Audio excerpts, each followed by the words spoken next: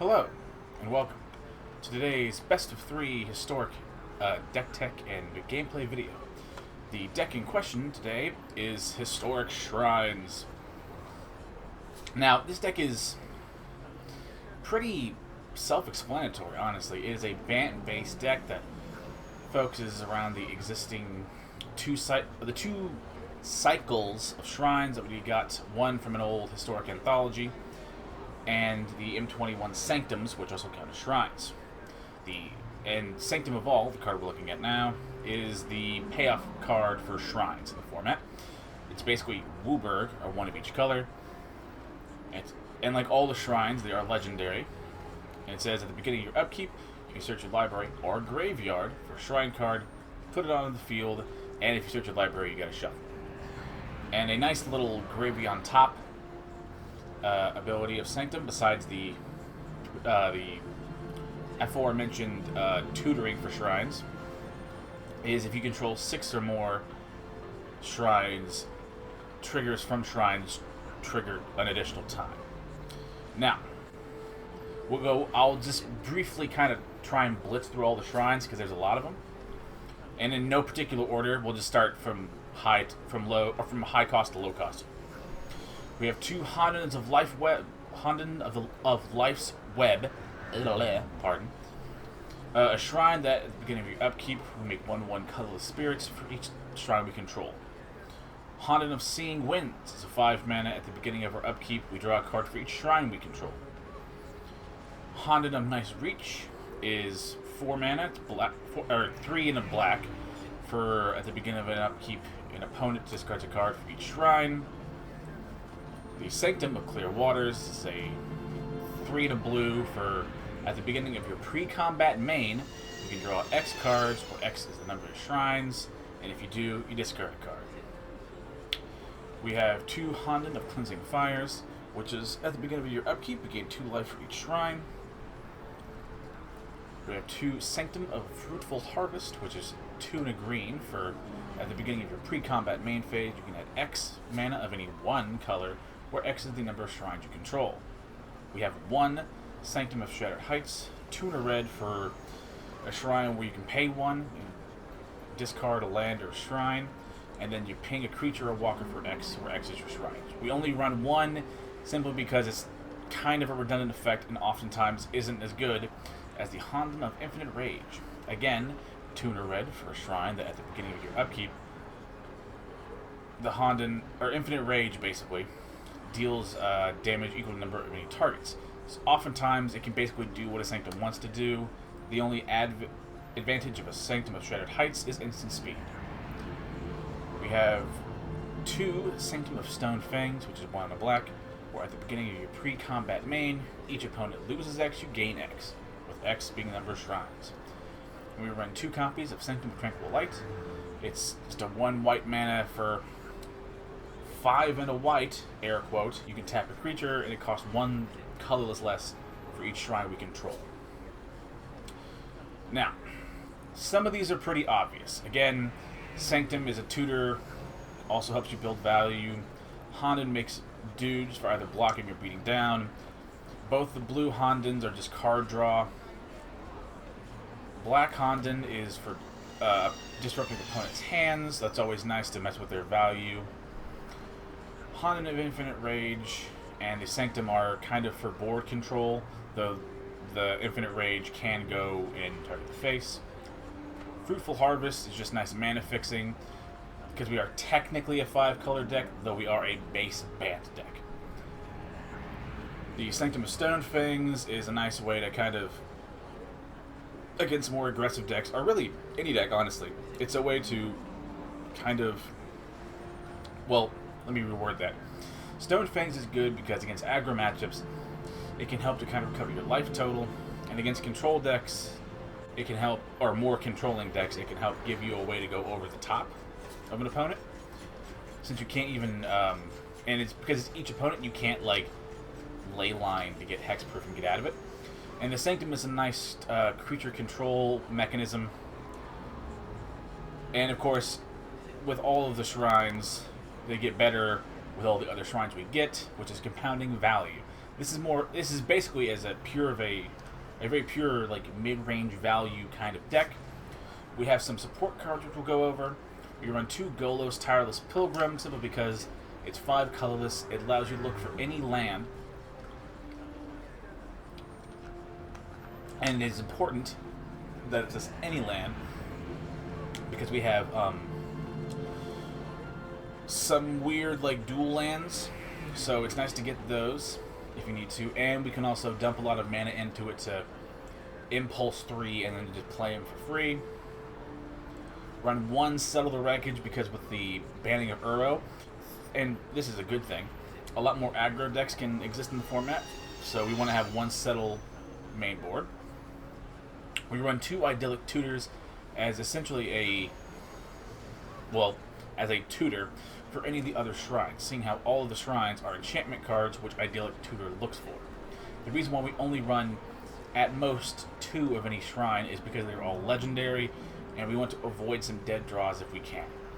The existence of the 2 Idyllic Tutors and the 2 Sanctums, it does give us a good ability to kind of tutor and draw for what we need, with Sanctum having the ability to get something out of the graveyard, which is nice.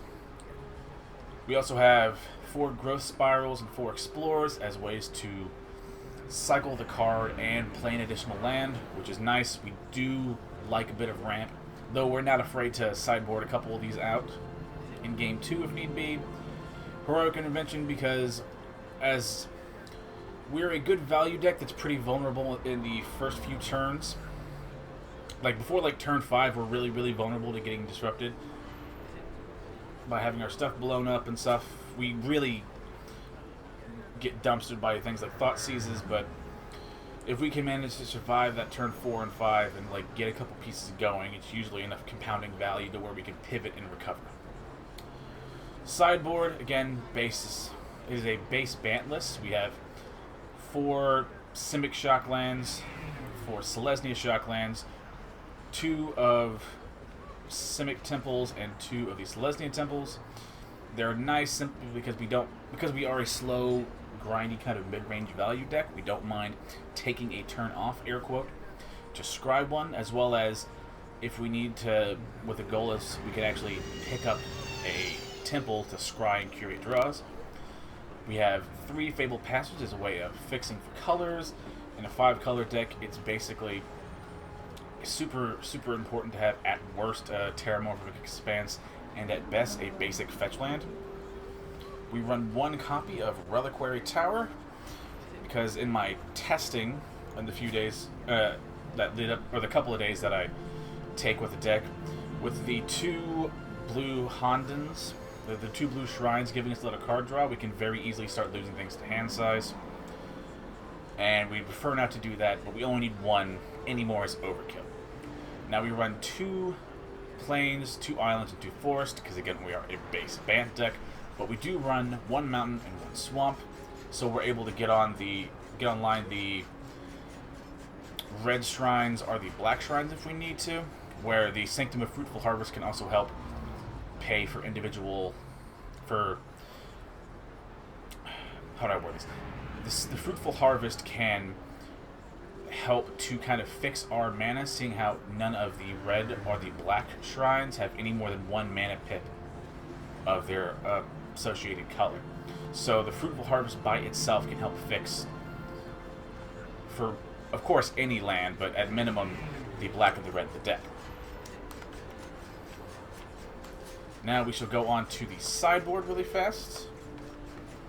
Sideboard, we have 3 Dovin's Vetoes for these more controlling decks, as you're like a lot more like traditional control has sort of started to pop up again, and it's always been a bit of a pain. And the reason why we aren't running Negate is because we already have a lot of fixing and we are base Bant, so we like the ability to guaranteed counter a spell. We run 3 Skyclave Apparition as a way to sort of interact with a wide variety of cheap things. It's good to bring in against aggro decks or like weird other, like anything other than creatures that are a little weird to interact with that are low enough. Skyclave is good for that. We run 2 Loaming Shamans because again with the banning of Uro, your aforementioned like blue-white base control decks are running a lot of Teferi's tutelage and stuff, as well as I imagine rogues might pick up again and make a comeback, and we can very easily like lose to milling ourselves out. A Loaming Shaman is a good way to at least attempt to remedy this fact by being able to put in at either everything we need in back in the deck, or say particular shrines we want back in. It's a good way to help, again, prevent milling ourselves out. And because we run in the Loaming Shaman in particular, because I mean it is a creature, and in those decks sometimes what you need is just one more creature to ping for a couple more turns. So that's why we run the Loaming Shaman as opposed to like Clear the Mind or whatever that green Dominaria card that does something similar is called. 2 copy of Doom Scars. We're running this because I believe it's one of the better in the format, as well as early on, if we don't... Early on, we might not necessarily always have like a turn 2 play, so it's nice to be able to foretell a Doom Scar and tuck it away to where no amount of hand hate can mess with it, or your Unmoored Ego type effects. We run 2 Immortal Sun, again against the really heavy, like, my win con is like Teferi Hero Dominaria style decks. And run 2 Ugins, kind of also as a way to help outvalue control decks. It can also function, of course, as a nice like AoE exile, which is, again, with colorless mana, is ideal for our deck because we don't know what landscape of our mana base might be, so colorless sources are really good for this. And we run 1 copy of Erebos' Intervention. It's usually there for like the occasional bit of weird exiling from graveyards we need to do, but being able to pump something really big and kill it, or to debuff something really big with -X's can be very nice, and the life gain is usually relevant in aggressive matches where you even want to use the first ability. Now, with that long, rambly explanation out of the way, we will do again, like normal, our 2 little best of 3s. Should be able to show if the ability for the deck to do its thing. But if you just stay for the deck tech, thank you all for watching. Like the video if you like it, sub if you like me, and comment if you have questions about potential budget sort of limitations, or hey, I don't have X, what would you run for X instead of Y? I try, so far I've been good to my word, but I try to answer every comment at this stage of my life.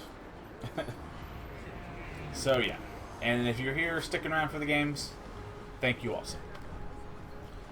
Now we shall. First opponent, Sebastian Sergio, 96. Let's see, 92. That dude is 4 years younger than me. Alright. Those really cool Damnation sleeves. This is an okay hand, simply because we have a mountain and we can like ramp into things to do. Or not ramp into, we can on-curve play things. God, that's really pretty skin. That's a gorgeous sleeve. My God.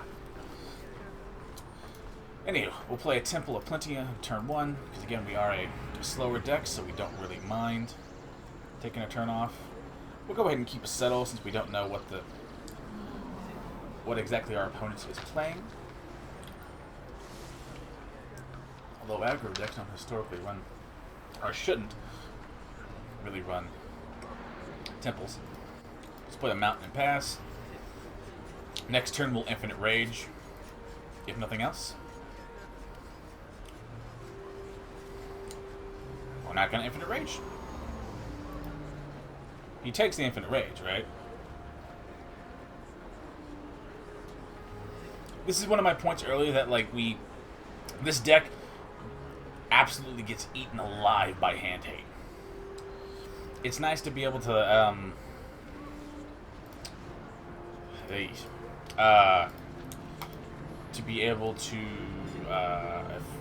like a Heroic Intervention and fizzle something, like fizzle a Thought Seize or whatever, if we need to. Are you running? Mountain. Are you Grixis control? Okay, that's what I imagine you are. So I don't think we're gonna have much purpose for the settles if it is this. Granted, could be wrong. So we'll play the Fabled Passage and go crack it for a black source. If he has a counter, he has a counter. What are you gonna do?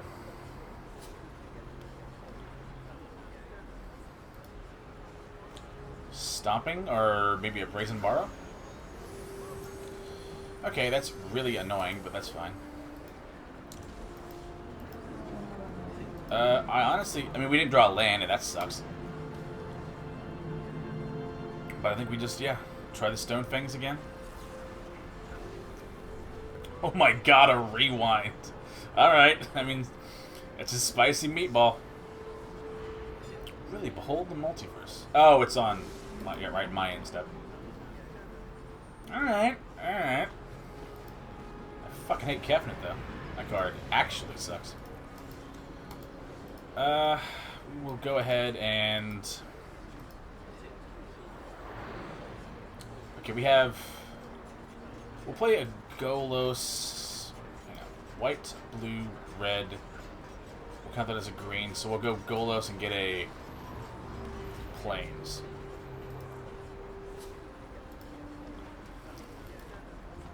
Next turn we can play Sanctum of All.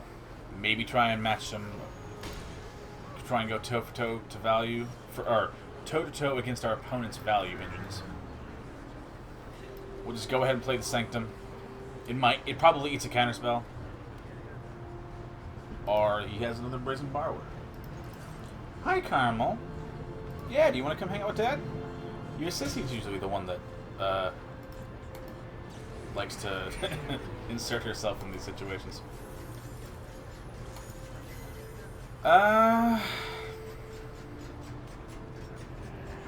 This is a very fuck, I hate that shit.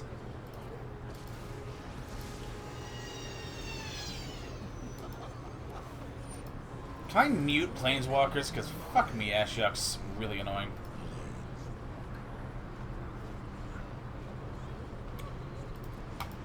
That makes me actually, like, fucking furious.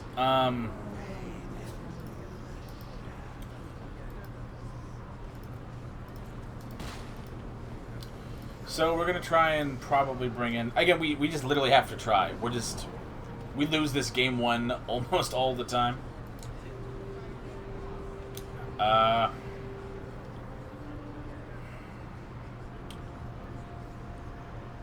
think we need to kill the... It's gonna suck to give up a Sanctum. Or to give up a Sanctum here for the card draw, but if we don't do it, Ashiok makes our life a goddamn nightmare. Oh god, he's got this really... I'm so glad that Wizards is starting to do some, like, cosmetic love for Arena, anyway. Okay, what are we doing here? Beginning of upkeep. So we'll... What do we have? Do we have something in our graveyard? We'll go get a... get a Sanctum... We'll get the Stone Fangs out of the graveyard. Browser, graveyard. Because this will trigger on pre-combat.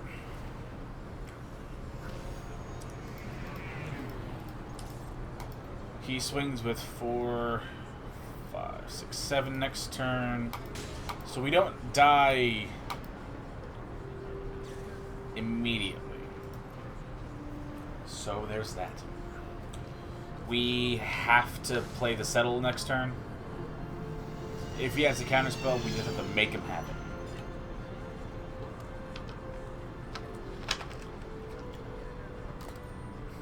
And also, pardon the sipping and drinking.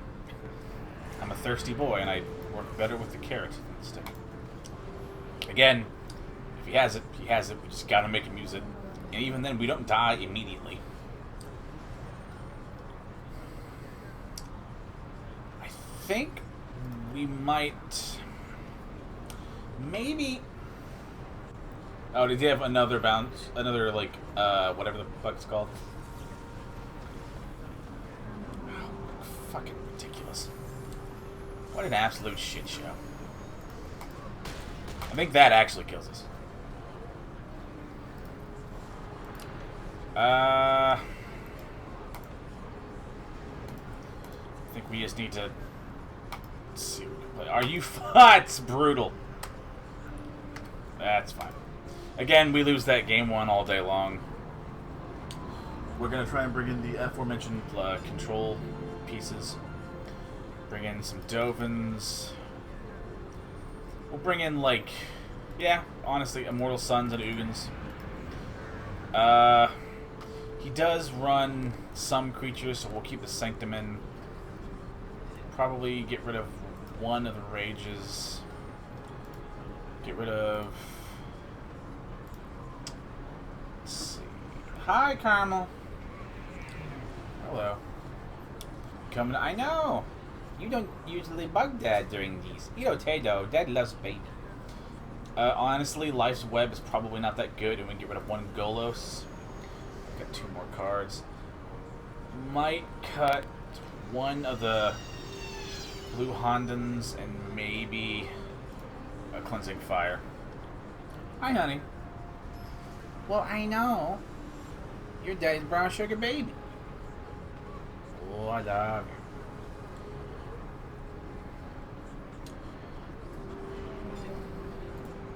But regardless of what happened that game, oh, you gotta be shitting me.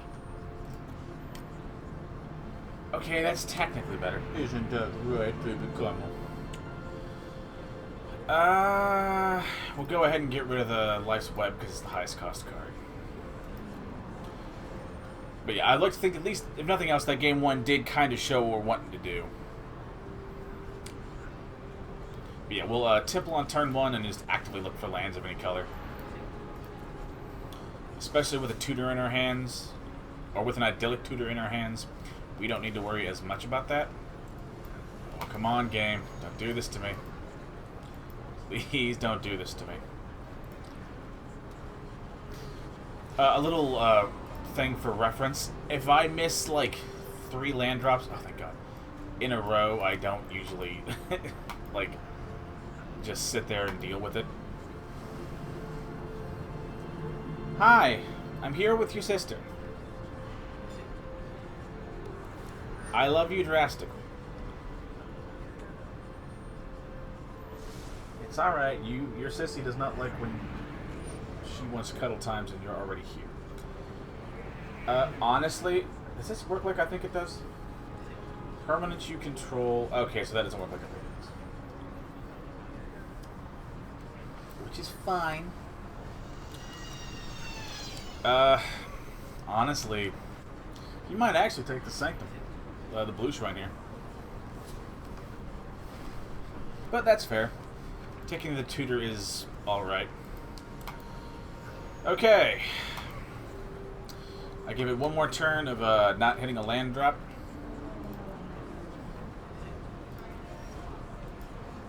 Okay. You can't take 3 turns off of playing anything in this deck. You just... Against the worst deck on the planet, you'll still lose.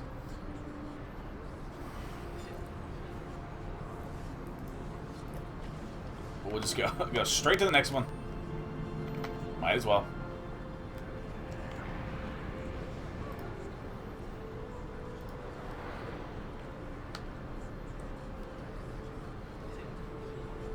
We do run like 20, I think it's 24 or 25 lands. I believe it's 24. Yes, you could argue you need more with the type of deck you're running. But with the 2 Golos and the 8 growth spiral-like effects, or the 8 ramp cards, as well as the 2 bountiful, the Fruitful Harvest shrines. See, this is a good hand. I can do something with this. We'll go ahead and keep this one. See, this is the nuts!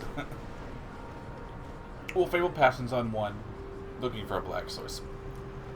To finish that point, I think we run enough ramp effects in the deck to where you can get away with running a standard middle-of-the-road 24. You could argue, though, and if you're looking to run this deck at home, you might want to take it to like 25, 26.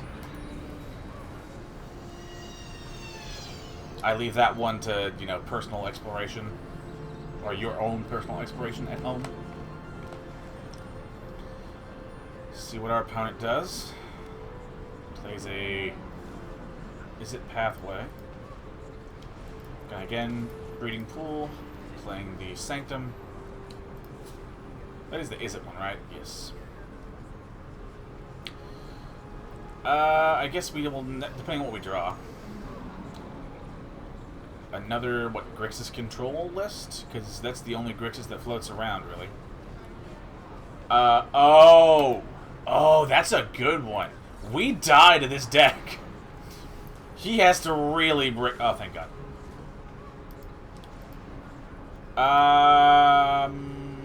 Maybe. We're not immediately dead. We're just basically dead.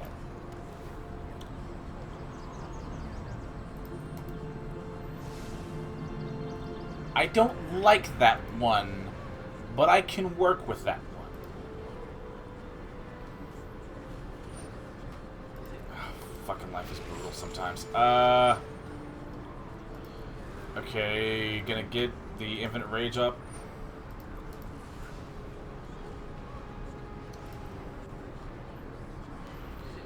Go ahead, swing with Galta.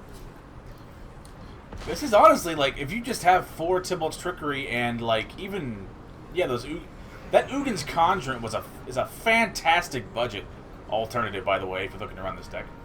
This is kind of a, like a poor man's combo, and not in any sort of negative way. You can just run 4 Ugin's Conjurant and 4 Tormod's Crypt, both of which are uncommon rare cards. At which point, just jam your 4 Tybalts, or whatever's in the deck, should be 4 Tybalts, and then just run your big flashy cards you think fucking rock, and you have the combo, basically. We're just gonna go ahead and... we might do the rare and sometimes seen 3 games, because we get dumpstered by this motherfucker. I mean, it's... what are you gonna do? Like, shit happens. Honestly, gonna get rid of the Heroic Interventions. Maybe get rid of an Explore and a Growth Spiral for a couple Doom Scars. We don't need a second Golos. We have to basically mulligan for like an answer card. I believe according to Day 9's math, if you run like 8-0 drop, or 8-0 air quotes drops, and 4 Tybalt's Trickery, I believe you have a 60% chance to draw it if you mulligan down to like 4 or something like that. Or a 60% chance to hit the combo if you look only for 2 lands and 2 cards, so mulligan down to 4, basically. Or 2 lands, 2, yeah. Mulligan down to 4, you have a 60% chance to hit the combo, at which point then you just gotta hope to, like, draw the nuts. This is not great, but he appeared to be running more creatures in his version of this, so the Sanctum might actually be the card that saves our ass here. Let it be known, probably won't. But if you, like... did he not mulligan? And yeah, you can run Temples in the deck, because it is a combo deck, basically.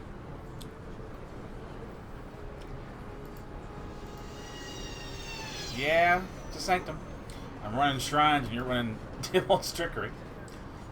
Go ahead and just play a Breeding Pool. We don't really care about the loss of life, because if he draws the nuts, he draws the nuts. And there isn't a whole lot we can do about that. Don't need the land. Actively looking... I mean, we didn't... if he has it and he hits it, he just hits it. We're Dungeon Rings, and we'll just go to a Game 3 real fast.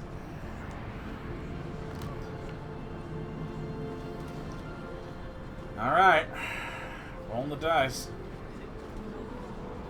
Ugin, holding Ugin's Conjurant, holding priority, Tybalt's Trickery, countering the 0 mana spell. Nope. Yeah, no. It's fine. If he doesn't... he's got to, like, brick the combo for us to win. That's fine. We'll just do a Game 3. This deck loses to, like, if you... again, if you want to play this deck at home. The deck will basically always lose to, like, a buttload of hand hate in the early turns. If you can mess with its ability to generate value in the first few turns before it can, like, manage to, like, set a good foundation, that's a bad matchup for you. Also, it doesn't really, again, pardon my French, it doesn't do shit against combo decks like this. But this is probably the only real combo deck you'll see in the format. Now this ain't half bad. 3 lands, 4 spells, things to do, kind of. There's an explore, but not much else. There we go, now we're cooking. We'll just play the Temple Gardens untapped, probably play an island next turn, and explore into a plains. Assuming nothing... Ooh, alright. But yes, island, exploring into the plains. Or better yet, since we do the breeding pool, we'll explore into the breeding pool untapped. Next turn we can Fabled Passage, cracking for a red source. Play the Honden. We'll play Infinite Rage. Looking for the 1 copy of the Mountain. I don't think we really need to play Golos right now, honestly. Again, we want to, like, if you're playing this deck at home, you want to really, it kind of doesn't matter which, like, 3, because really, like, a good 3 shrines, pretty much any 3 shrines, are what you're looking for to, like, be your value engine. Any more that you get, you know, besides that, that's just extra. But ideally, you want, like, a card draw one to draw you cards, 1 to get rid of your opponent's resources. Well, let me rephrase that. Well, it's not really... It's not wrong. We'll go ahead and Fabled Passage for a black source and play a Night's Reach. But ideally, you want to be able to get, like, a way to, like, gather resources on your end, deny your opponent's pressure and any potential tempo they might be able to gain, and, like, slowly be building a win con in the background. Now, how that might, like, proceed will vary, or how any combination of 3 shrines might do that. This, again, fucks with our opponent's tempo and our ability for him to mess with us. The Infinite Rage is a clock on the game, so that we're using all this value and building into something. Are you alright, honey? Well, this is arguably not very good. Guess we just go ahead and start pinging down the Sorin. We're in a weird spot.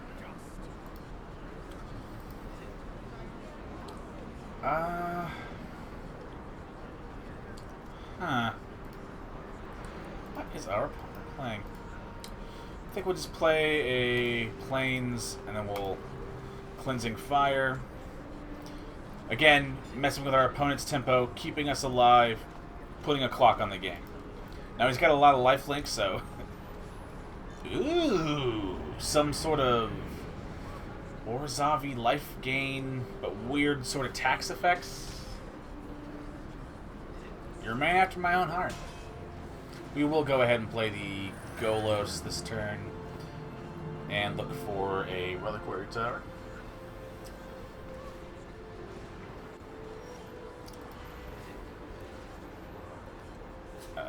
We'll go ahead and... because we're not really going to be able to out life gain him, so he just has the Cosmos Elixir on. I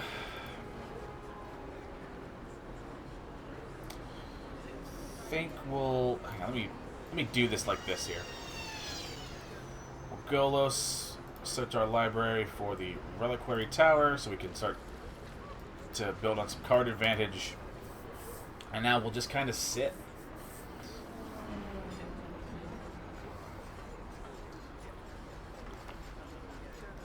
We're doing alright. I gotta be honest, I like this guy's deck. Or this person's deck. Let's not be rude to assume. He still attacks, because that's the correct thing to do, but I do block still.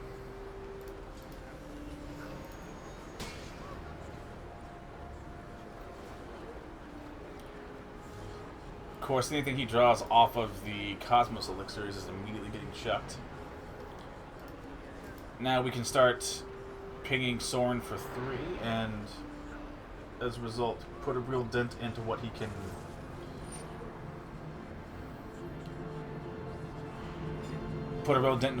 like, he can't start... how over this? He's going to start losing counter progress now, no matter what happens. He's going to Heartless Axe, so we'll just go ahead and, in response, activate Golos. It's not terribly good.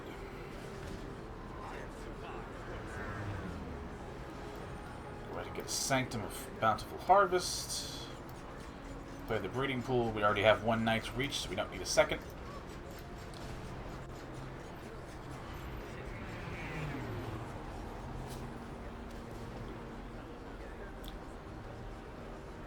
So, I think we've got this. This deck is going to take a while, and I do apologize for, due to my very jury-rigged setup, I'm kind of not able to, like, edit to the same degree, or really at all, because my computer will explode. But we basically have the lock now.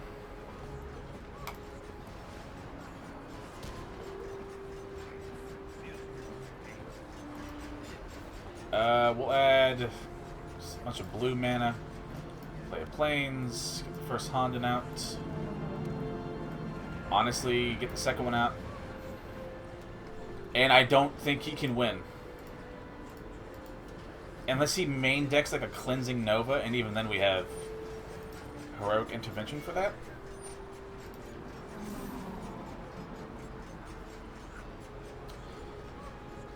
I suppose this guy's deck is pretty good, I feel as though at least he is at least somewhat adept at, like, killing me. Goes ahead and down ticks it to get a Charmed Stray, which is honestly a smart idea. On each other creature. I did not think that was how that worked. 38 cards in the deck, so we can go ahead and afford to draw some.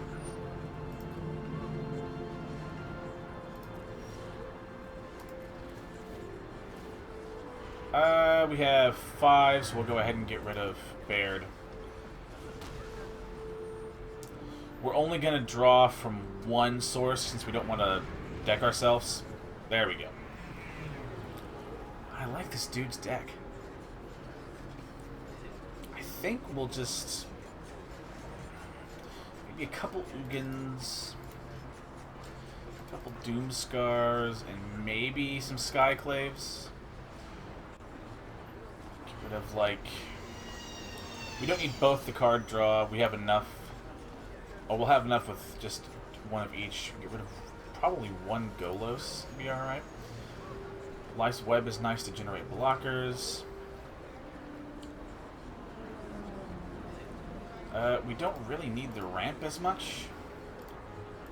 Again, I like to cut the ramp spells in equal numbers after game 1, since at that point we kind of know what we're against. So it's easier to just make, like, a better play once you understand what you're against. I'm not in love with this, but it's got, like, 3 lands and 4 non-lands, so hopefully we'll... oh, that's... okay, that's better. Drawing an Infinite Rage here is actually pretty useful. Also, Pardon Sit.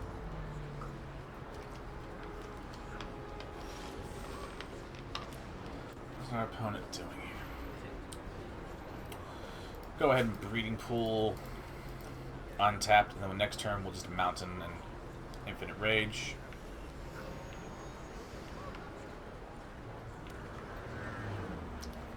See what our opponent does. He does have a card Foretold away, but I cannot tell with any regularity what exactly it is.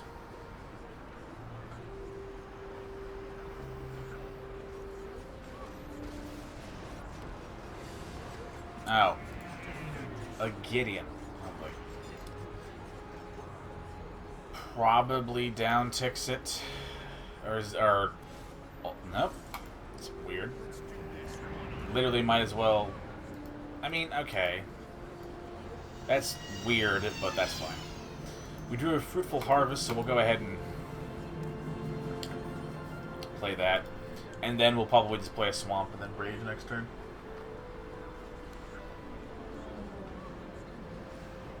Huh. Hard in 1 Secunda.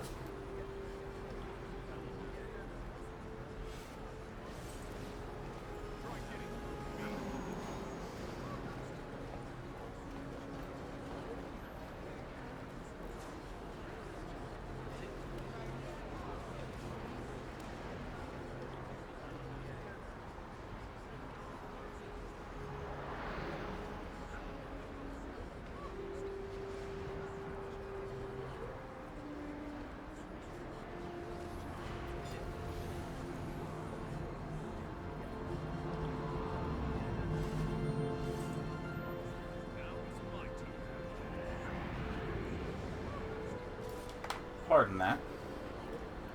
That's actually very good.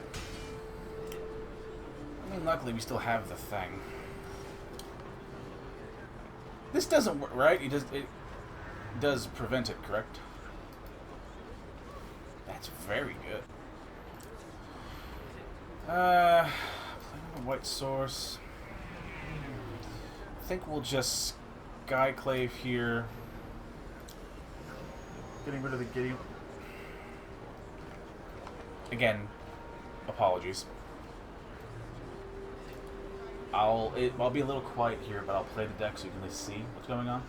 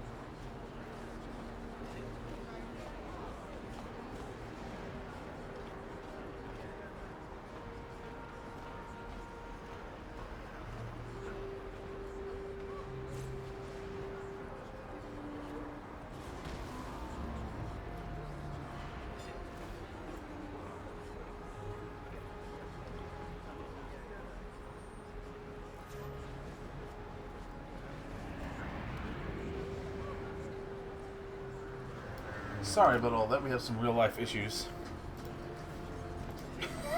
Real life issues and a cat. Again, back in just a moment.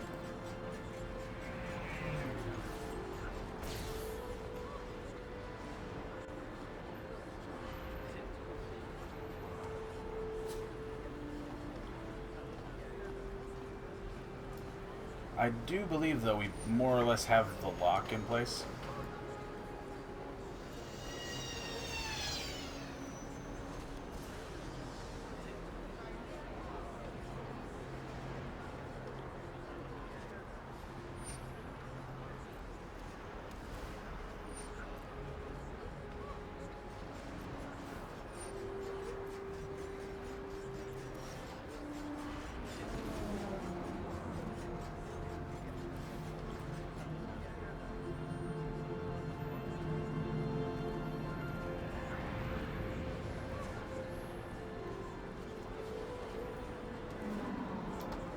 In situations like this, we'll probably just go and grab like a scry land, since we're not in like danger of overdrawing or anything like that.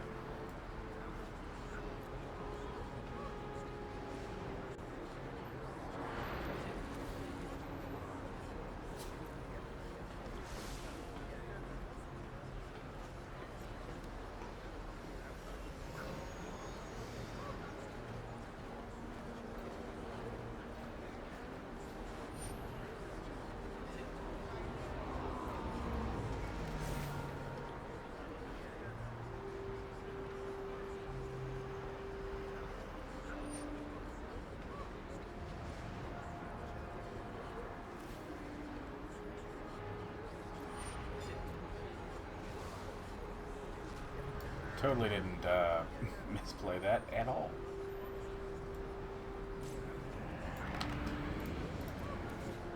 Okay, I believe we're okay for right now. Again, truly beg your pardon for that. I don't really enjoy having to do that. Go ahead and play Knight's Reach. Probably activate the Golos. On main 2. I can't because I don't have red sources. Because I'm an idiot. Dun, dun. Can I? How does that interaction work?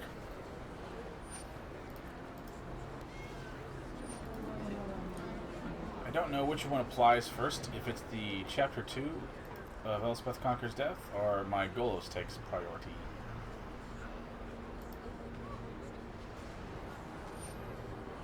That card needs to fucking die.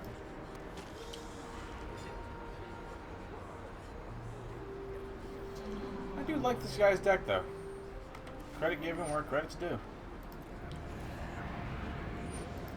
Granted, this is taking far longer than it probably needs to. So there's that. Oh,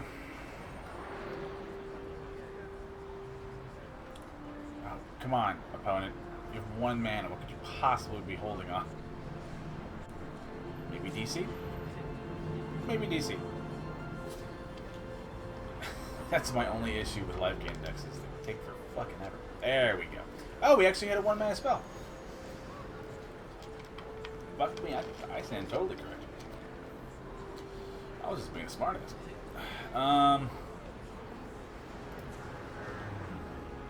We'll go ahead and play Golos first, or use Golos first. Seeing what we can grab. Leave the island out. Honestly, I hate having to just like pitch something. So that does work like that. Okay. We'll go ahead and pitch Infinite Rage. So the Elspeth Conquers Death applies after the free. Okay, I was wondering how that worked.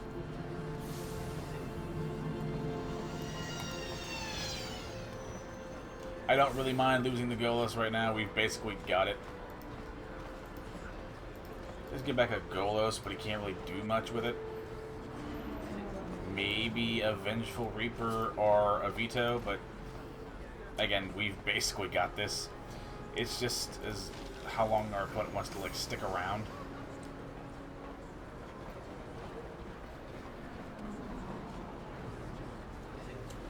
One card from our opponent.